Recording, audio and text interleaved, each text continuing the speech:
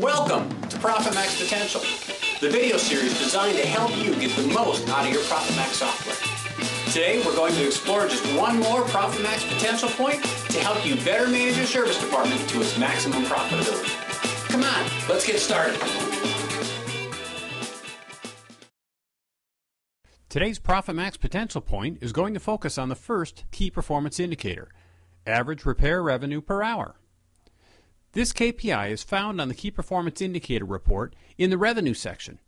Each item in this section is referring to time the technician spends performing demand service work only, no maintenance work. Tom, why don't you define this KPI for us? Key Performance Indicator number 1, average revenue per hour. The average revenue per hour is all revenue generated from service work, does not include maintenance, divided by the total overall hours worked. Now remember, labor cannot exceed 25% of gross sales. So to set our goal here, we're going to take our highest loaded hourly rate and we're going to divide it by 0.25. So in our particular case here, we're going to take our highest loaded hourly rate, which is $19.87, divided by 0.25, and that means our goal in this case is $79.48 per hour. That's our average revenue per hour goal that we're shooting for. Now that we know what it is, let's take a closer look at what this number is telling us. Tom showed you how we're calculating our goal to bring in an average of $79.48 per hour.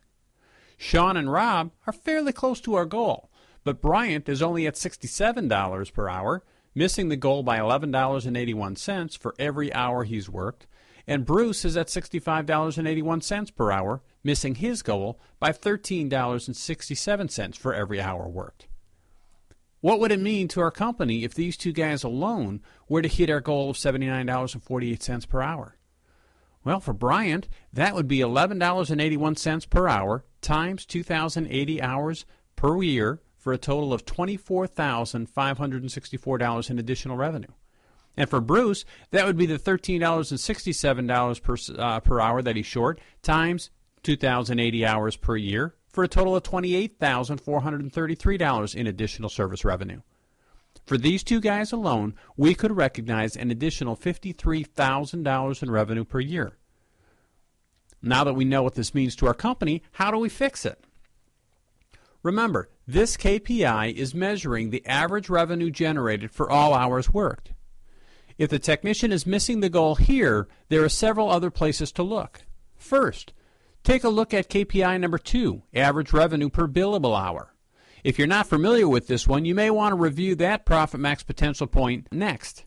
In a nutshell, this KPI tells us how the tech is doing when he's out doing demand service work.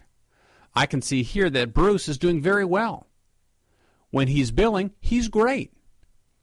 Next, take a look farther down on the Key Performance Indicator report to KPI number 20, billable labor ratio. Bruce is at 8.1 to 1. Again, in a nutshell, for every 1 hour that's non-billable, there's 8.1 hours that are billable. Our goal, however, is 10 to 1, not 8.1 to 1. This tells me that there has to be a fair amount of time that he spends doing things that are not billable. We need to get him more billable hours. How does Bryant compare? Well, his billable labor ratio is at 10.4 to 1. This tells me that he's got 10.4 billable hours for every 1 non-billable hour. His revenue per billable hour is far below our goal. He's getting the hours to bill out, he's just not generating the revenue. He doesn't have a non-billable time issue. When he's out on the job performing demand service, he's simply underbilling the customer. This example is very typical. We have a problem that appears to be affecting two techs the same, but the root cause is very different, and they need to be treated very differently.